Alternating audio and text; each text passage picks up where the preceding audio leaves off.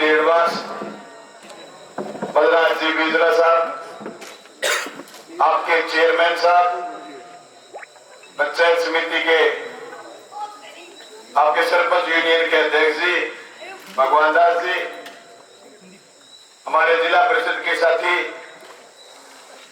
और सुरेंद्र जी मान साहब जो कर्मचारियों के नेता रहे, आजकल किसान सभा के नेता अनिल मान के भाई, और इस गांव के सरपंच साहब और पूरा संदीप का परिवार और तमाम साथीगण जो हमेशा इन संघर्षों में साथ रहते हैं। मैं सारे साथियों का नाम लूंगा, वक्त ज्यादा जाया हो। अब तो लड़ाई डू एंड डाई की, लड़ाई करो मरो की। ये फैसला जो आप सब लोगों ने मिलकर के लिया है भारतीय जनता पार्टी को हराने का, नेस्त नाबूद करने,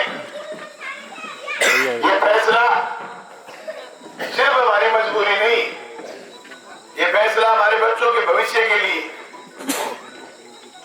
ये राजनीतिक फैसला आपका स्वाद लेने का फैसला नहीं, ये राजनीतिक फैसला आपका आने वाली पीढ़ियों को बचाने का फैसला। जिस तरीके से भारतीय जनता पार्टी ने देश में किसान और मजदूर, छात्र, नौजवान के खिलाफ फैसले लिए, अमीर और गरीब के बीच खाई और ज्यादा गहरी करी, बड़े पूंजीपतियों को और ज्यादा फायदा दिया, आम जनता पर जो महंगाई की चोट मारी और जो बेरोजगारी हमारे आंगन में चढ़ करके नाच रही और महंगाई तुम्हारी रसोई में तुम्हारा गिरबान पकड़े खड़ी,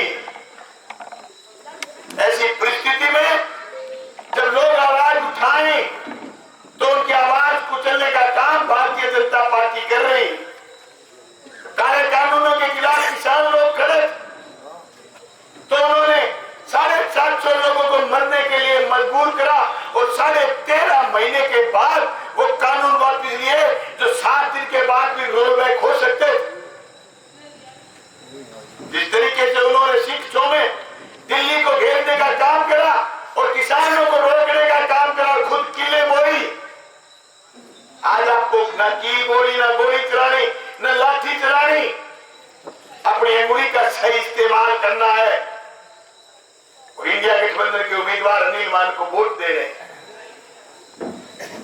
आपके और हमारे पास इससे बेहतर कोई विकल्प नहीं। हम आप सब साथियों से कहना चाहते हैं, जिस खुमारी में भारतीय जनता पार्टी, जिस अहंकार में भारतीय जनता पार्टी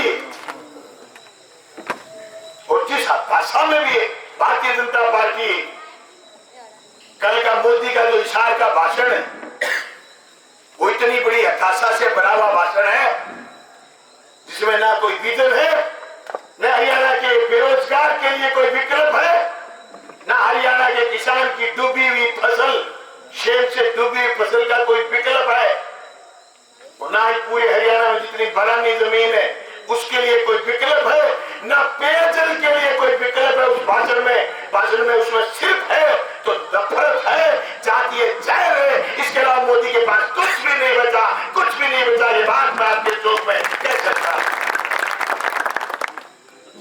दोस्तों, ये लोग किस लिए सत्ता में आए थे? महंगाई कम करेंगे, बहुत हो गई महंगाई की मार, अब की बार मोदी सरकार 2014 का नारा आज भी खानों में गूंज रहा। ये क्या करके आए थे कि काला दिन वापस आ गया? ये क्या करके आए थे कि 6 दिन आने वाले हैं? जनता ने ये नहीं पूछा मेरे भाई बता तो सही किसके आने वाले हैं? खुद के उसने क्यों नारा दिया अच्छे दिन आने वाले हैं?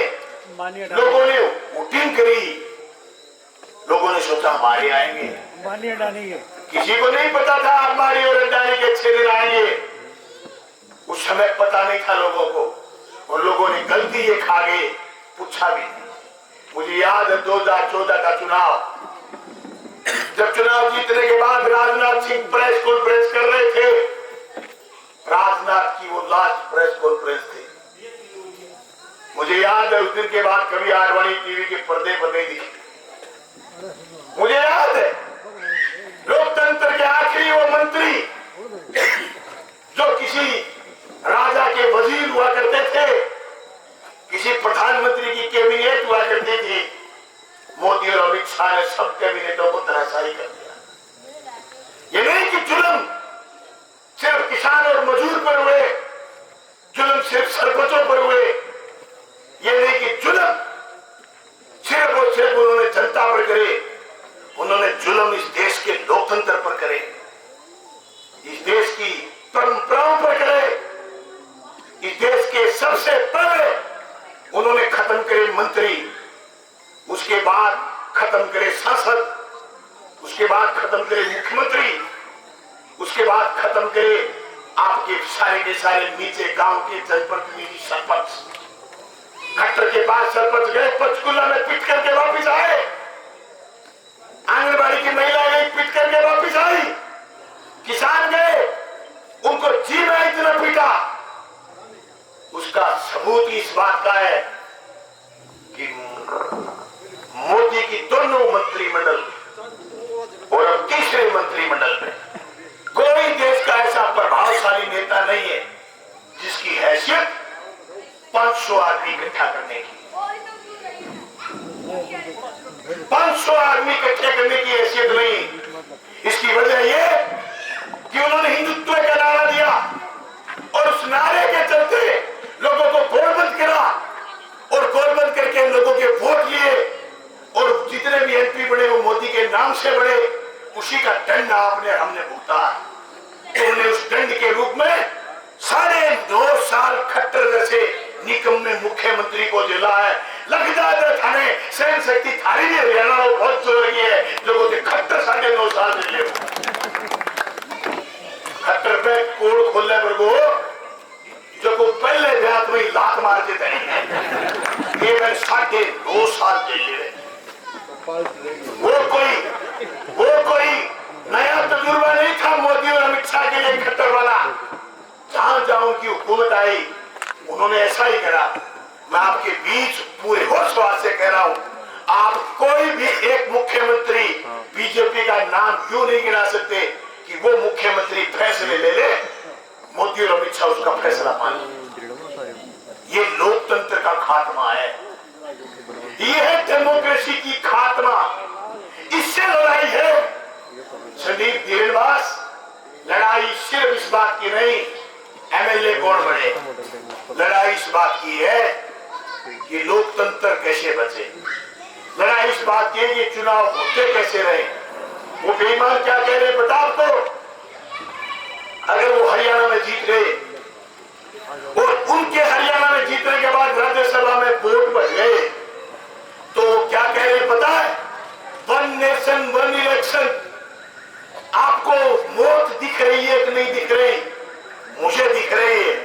1 नेशन 1 इलेक्शन इस देश के डेमोक्रेसी की मौत है। 1 नेशन 1 इलेक्शन का नारा देकर के लोगों को गुमराह कर रहे हैं, कह रहे हैं खर्चा बचेगा। अरे भैंस के दूध ज्यादा वह पागिए गए की पंक्ति आवे खर्चो बचेगो तो देव की खर्चो बचो नोटबंदी के बाद, खर्चो बचो जीएसटी के बाद, बजट बटो हो जीएसटी के बाद उसका फायदा किसको हुआ? अदानी को, अंबानी को 16.5 लाख करोड़ माफ किसके हुए? अदानी के और अंबानी के। तुम्हारा हमारा घंटा भी माफ नहीं हुआ, कुछ नहीं मिला हमें, सिर्फ और सिर्फ फायदा मिला तुम 2 दलालों को मिला, इसके बाद किसी को फायदा नहीं। ये 1 नेशन 1 इलेक्शन में चुनाव का खर्चा बचा करके फायदा किसको देना चाहते हैं? फायदा उन बड़े पूंजीपतियों को होगा, नुकसान तुम्हारा होगा, नुकसान हमारा होगा। आपके पास जनप्रतिनिधि नहीं बचेगा। अब सत्ता दीवार कोटी गोंजा बीजेपी का फेंक दिया हमारे बात तो मैं यहाँ करानी जाओ ऐसा कहते मैं बोल रहे मुझे जाओ मैं भी यही पटाना तो माने। दोस्तों क्या है 1 नेशन 1 इलेक्शन? वो साजिश है जो देश को ले जा रही है अध्यक्ष प्रणाली की तरफ।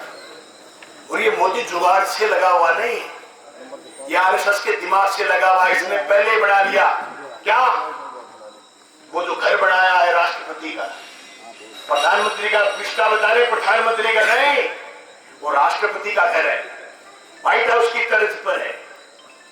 वो ये चाहते हैं कि राज्यसभा में तुम्हारे एमपी बढ़े, और जो एमपी बढ़े वो जनता पर ये कानून थोपेंगे। दोस्तों, जहां काम आए सुई बात क्या करे तलवारी।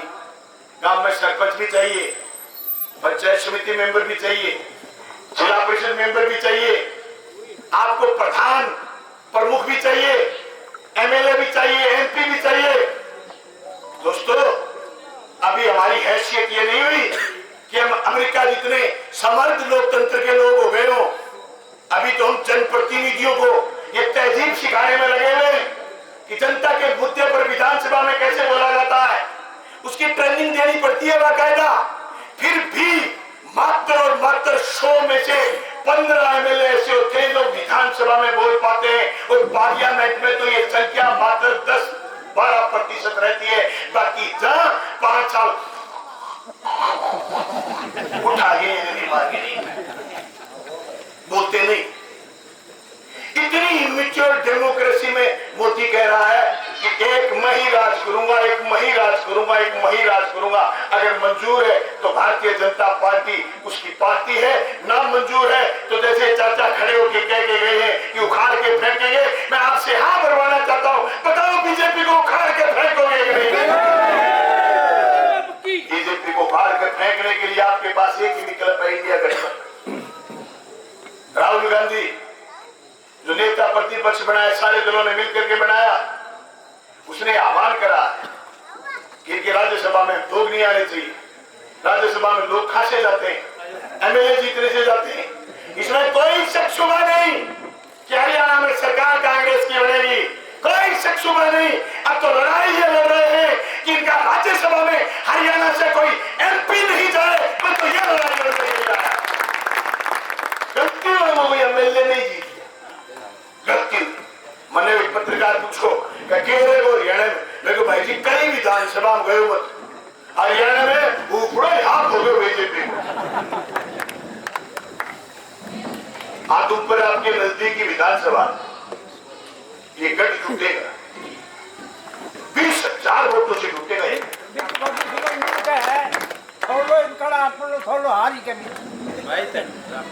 20,000 वोटों से गठ टूटेगा। उसकी वजह है, माधोपुर मंडी में बहुत गांव में सभा लेके आया हूं, उसकी वजह ही लोग आके दबी जबान भैंस जिन्ना बोल रही एक ब्याह में काग लगने कट्टन डाल देते हैं। तो 26 साल बोलिया बनी विधानसभा, 26 साल की भाषा आया। मैंने कोई ऐतराज करी है बात में समझाना लोगों की ये पूंगी पार्टी की बजाय बाबू बेटो दोनों एक साथ। अरे एमएलए भाई जी खंबो है टिड्डो, अरे पर एमएलए लिख दे तो दिन के तड़े एकदम न बैठी गई।